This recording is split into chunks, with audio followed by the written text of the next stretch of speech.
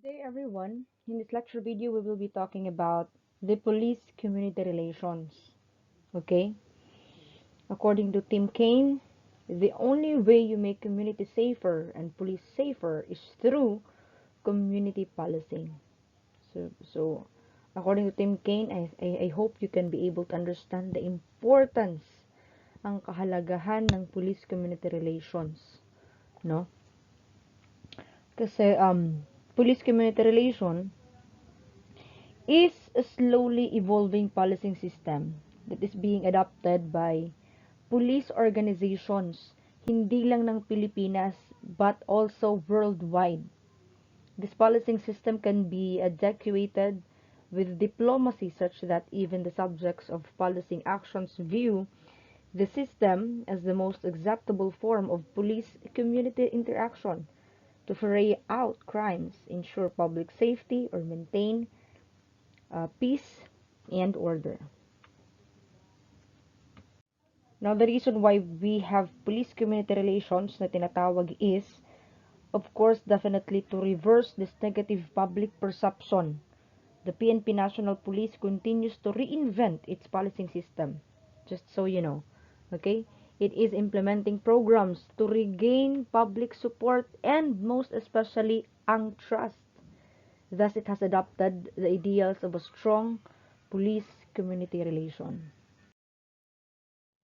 Now, let's talk about community policing. Okay? This is actually the highlight, no? Highlight ng police-community relations. Community policing is a philosophy that promotes organizational strategies which support the systematic use of partnerships and problem-solving techniques to proactively address the immediate conditions that give rise to public safety issues such as crime, social disorder, and fear of crime. So, isa siyang partnership. So, kaninong partnership to ang tinutukoy natin dito? Of course, the community and the PNP. To proactively address, ibig sabihin, we can already be able to address problems here without first it being happen. Hindi pa siya nangyayari. Proactively. Okay?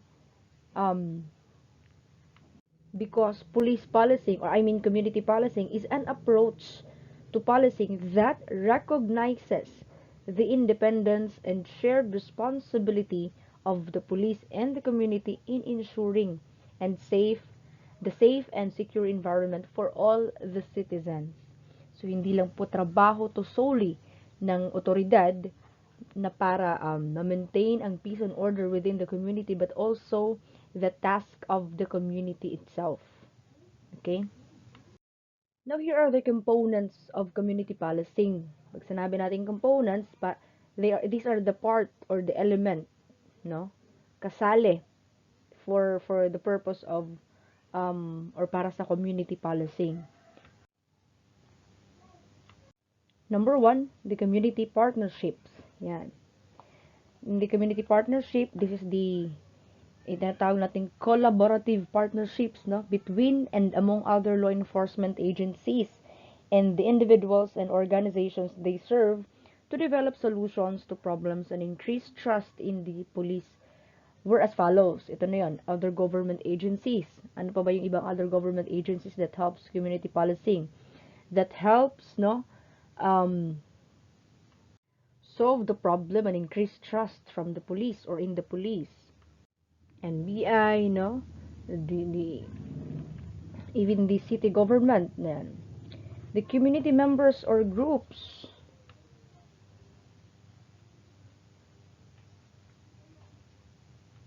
non-profits or service providers, private businesses, and media. Yan. Second, the organizational transformation. Organizational transformation's task is particularly the alignment of the organizational management. Yan. The structure, the personnel, yung mga tao, and information systems to support community partnerships and proactive problem solving. Okay? Next is problem solving. Ito. This is the process of engaging in the proactive and systematic examination of identified problems to develop and rigorously evaluate effective responses, meaning in an extremely thorough and careful way, no, of solving it. Next, here are the steps to influence individuals to join the PNP programs. Okay? Kasi hindi lahat, no, sumasali at hindi lahat naiintindihan ng importansya ng PNP programs, which also talks about the police community relation, no? Number one, forging relationships. Yan. Establishing relations, either personal or professional, is a key factor that establishes credibility and confidence so that the information intended to be conveyed to the other party can be trusted and relied upon. Hindi basta-basta pagdududahan palagi. Okay? With a kind of relationship like that, whatever information that is being or intended to be conveyed are merely fact and can be trusted. Next, use of information. Public information is a vital tool to raise awareness and knowledge that creates an impression over certain facts. When various information become substantial to form, no, a belief that a thing is probably true or an event is certain to happen, then the credibility of the source and the reliability and accuracy of the information becomes a powerful tool to influence shaping the perception. Now, if the PNP is very careful with the kind or with the use of information, so long as makikita ng tao how credible it is from the start, no? It is now becoming the powerful tool to influence, no? Or to change or to influence the thoughts of an individual or the community. Number three, shaping perceptions and influence their thoughts. Now, when the use of information, sabi ko kanina, is probably done, for example, appropriate in the environment, then the educative and illuminative process of injecting information to the consciousness of the receiver becomes the dominant and the controlling factor that affects the decision-making process of the receiver of the information. Now, what are the things that can influence your thinking or perception? Of course, the needs, the peer group, the interests, and the expectations. These can all influence our perception. Diba? Our peer group, no? The relationship that we keep on building here. The interest, our interest, common interest of maintaining peace and order within the community, and the expectation of a very safe environment. Next, community organization and mobilization. The visible indicator that community perceptions have been shaped in favor of the law enforcement action are the reduced resistance or non-resistance of the members of the community towards any forms of policing actions. Ito ang mga batayan na masasabi talaga natin na ang komunidad ay totoong naniniwala at nagtitiwala, no, sa ating otoridad in the PNP service or in the PNP organization if there are a certain policies that are being followed immediately, na walang resistance, walang hindi ganito, wala hindi kami susunod, blah blah blah and so on, walang ganon. So that's actually a mobilization, community organization and mobilization. This makes them willing to be organized and form groups for the welfare of the community and harmony of its interaction. This willingness to participate in policing action is necessarily construed to mean public support. Okay? In community policing nga lang, the mere public cooperation would be sufficient for the police as this would mean working in a non-hostile environment. Next, activities in the community policing, ano ba talaga ang mga aktibidades na meron sa community in the conduct of community policing. Policing system or community policing is a system that links and bonds the police to the community and creates a stronger and cohesive community interaction. Exchanges of information are fast due to established police-community relations. So try to imagine, no, if the exchanges of information in a certain community is that low, so how can you be able to establish police-community relations in that way? And how can you be able, paano, no? Paano, for example, there's a certain case or scenario na kailangan ma-solve ng mga police. Paano nila madaling masosolve ang isang kaso if the community is not that cooperative enough. Kasi nga walang community relations. So, try to imagine how important this one is. Okay? Policing the community can be done through 3 steps. Okay? May tinatawag tayong 3 types of activities. So, these are those. The patrol activities, the organizational work, which is napakadaming gawain, as you can see, and the community interaction. In patrol activities, these activities are conducted so that police and its auxiliaries can be seen and felt by the community. Police visibility ba? Okay?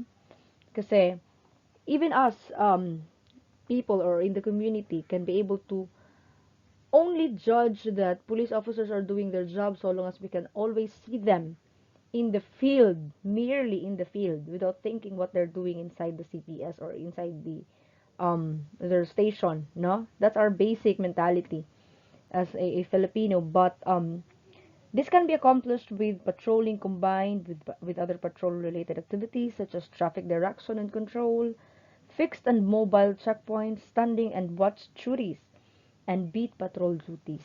Yan. Organizational work. Community policing cannot be undertaken solely by the police, sabi ko kanina. This cannot be done by the police alone. So it will need the help of various sectors in the community. Madami po. The following organizations are material in the upkeep of peace and order and public safety activities. Meron tayo ditong barangay peacekeeping action teams or yung tinatawag nating BPATS that were conceived to address concerns on peace, order, and safety in the grassroots level, which is the barangay. Okay? The Anti-Drug Council and Movements, the Council of Elders, the Region Social Work Networking Clubs, Fire and Disaster Brigades. Meron po dito, lalong-lalo na sa Katbalogan, meron tayo ditong Fire Brigade, Volunteer, Livelihood Cooperative, Sports Club, Skills Development Club. Yan. Number 3, community interaction. It is an indispensable, no? It is an indispensable tool in bringing the police closer the community. Pag sinabi natin indispensable tool, this meaning para siyang it can do without. Yung police community relation, wala kapag wala ito. Community interaction. This requires the police to of course be visible in the community and make its presence physically felt. Now, there are 2 ways of community interaction. Dalawa. Tinatawag nating area visit and house visit. Area visit, the community or area visit is conducted for several specific purposes and is designed to attain the following objectives using an 8-man team composition. 8-man team composition. Police visibility to neutralize or drive out a larger group of insurgents or criminal gangs in the community. Para mawala, okay? Because we believe that, and it's very, very provident and most effective, actually one of the effective ways to lessen crime rate is of course, sinasabi nating police visibility. Kapag ka-present ng police sa isang lugar, madalang ang krimen. Okay? This drives out a larger group of insurgents or criminal gangs in the community. Pangalawang purpose, specific purpose ng area visit, area talaga, conduct peripheral visit and forge relationships with the people in the area by conducting interpersonal dialogue, establish rapport, and offer friendship. May tinatawag tayong Police Community Relations Month. May mga activities na ginagawa dyan. Like for example, sa mga barangay, sa mga social halls, sa mga covered court, they are doing such programs that will invite community that, hey, come on, let's cooperate and let's have this kind of relationship for the betterment of our community. Lastly is, of course, to educate the people in the community about the recent news that may capture their interest and important laws that may affect their lives. Okay? Educate them. It's very, very important to educate people in the community about the recent news. No? Second, house visit. In-house visit, it is an interpersonal interaction that brings the police closer to the communities, connects the police with the public, inform the community of various matters that affect their lives. This starts from issues involving peace and order, laws that affect their daily activities, yan. Um, Anti-fencing, meron ba? Anti-illegal drug, human trafficking, for example, etc. Economic, social, and cultural issues, health, social interventions, or inventions to as odd as lives of celebrities. Ito yung mga, so these are the two no, ways of community interaction. And here, the most important part of the lecture, the important basic principles of community policing. No? Ang principle ng community policing. Number one, prevention of crime is the basic mission of the police. Very correct. Okay? The primary mission of the police is to prevent crime and ensure a peaceful and orderly community interaction without the necessity of resulting in a military intervention to repress crime and severity of legal punishment. No? The need, therefore, to enforce laws and ordinances, protect lives and properties, and maintain peace and order are preconditions that limit the formation of conflict in the environment and therefore ensure public order and safety. So, police officer must prevent crime before it became a more severe situation that will uh, still ask for the help of the military. No? Ini-stabilize nila yung sitwasyon. Next, police must be respected by the community. Okay?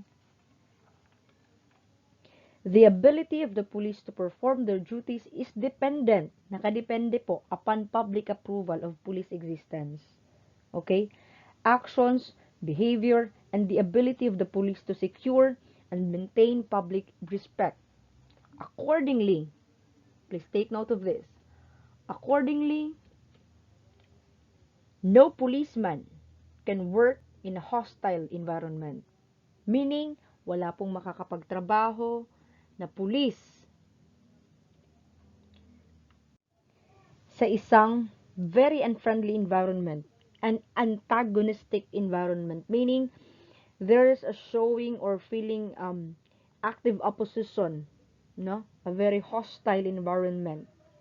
Police can't do their work, their job, their tasks in that certain situation. Okay, and so police must be respected by the community. Next, a citizen's respect for law develops his respect for the police. The way you respect the law is supposedly as much as you respect the police. Now, the police must secure the cooperation of the public in voluntary observance of the law and to be able to secure and maintain the respect and approval of the public. The police must have a conscious and deliberate effort to influence the community about the need to advise, or at the very least persuade every citizen not to violate or tolerate amongst those who do. Next, cooperation of the public decreases as the use of force increases. Totoo to, kasi matatakot ang tao eh. The degree of cooperation of the public can be secured diminishes the necessity for the use of physical force and compulsion in achieving police objectives proportionately.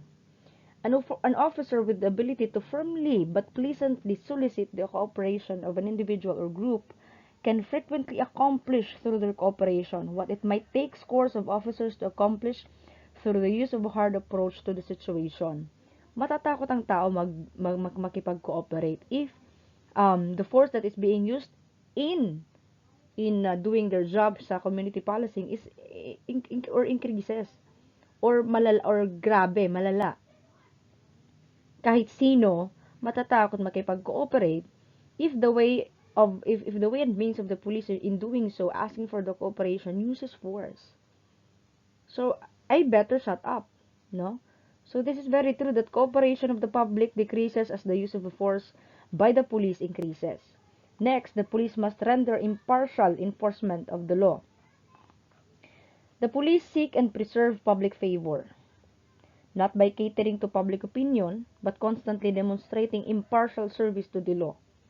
This is done by the ready offering of an individual service and friendship to all members of society, without regard to their race or social standing, by the ready exercise of courtesy and friendly good humor, and by the ready offering of individuals a sacrifice in protecting and preserving life.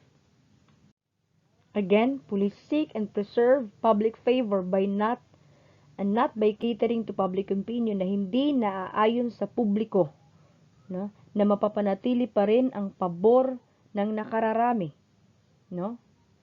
So, police must render impartial enforcement of the law. Next, physical force is used only as a last resort. Hindi po siya pwedeng unang choice mo when it comes to doing your job, the community policing, no? The police should use physical force to the extent necessary to secure observance of the law or to restore order only when the exercise of persuasion, advice, and warning is found to be insufficient to achieve police objectives. Pag hindi makinig, advice pa lang, warning pa lang, now it's the time for you to use force, no? But it should always be the last resort. The police should, it's very important, napakaklaro to palagi, the police should use only minimum degree of physical force which is necessary on any particular occasion or achieving a police objective. 7. The police are the public and the public are the police. What does this mean? The police at all times should maintain a relationship with the public that gives reality to the historic tradition that the police are the public and the public are the police. The public are only the members The police, rather, are only the members of the public who are paid to give full-time attention to duties which are incumbent on citizen in the intent of community welfare. So, publiko pa rin matatawag ang kapulisan because of their task, no? Because they are paid to give full-time attention to duties, no? So, they appear to usurp the powers of the judiciary. Next, police represent the law. The police should always direct their actions strictly towards their functions and never appear to usurp the powers of the judiciary by avenging individuals or the state, or authoritatively judging guilt or punishing the guilty. Police represents the law. Police should set an example that they are a law-abiding citizens, not the lawbreaker. So if they are the one who is being set an example, others will follow. Most especially that ang perception ng mga tao talaga sa mga kapulisan, alam nilang batas, alam nila kung anong tama at mali. So it's actually them who is representing the law. So they should always direct their actions strictly towards their functions. Okay? Lastly, the absence of crime and disorder is the test of public efficiency. Very self-explanatory, no? The test of police efficiency is the absence of crime and disorder, not the visible evidence of police actions in dealing with them. Hindi po basihan ang evidence ng police action, hindi po basihan ng actions na nakikita lang natin in dealing with the problem, no? Hindi siya yung basihan na there's a the basihan ng public efficiency, no? But rather the test of police efficiency is the absence of crime and disorder. Walang crime, walang disorder, meaning effective ang community policing ng mga kapulisan. Okay, that's all for this lecture video. Thank you.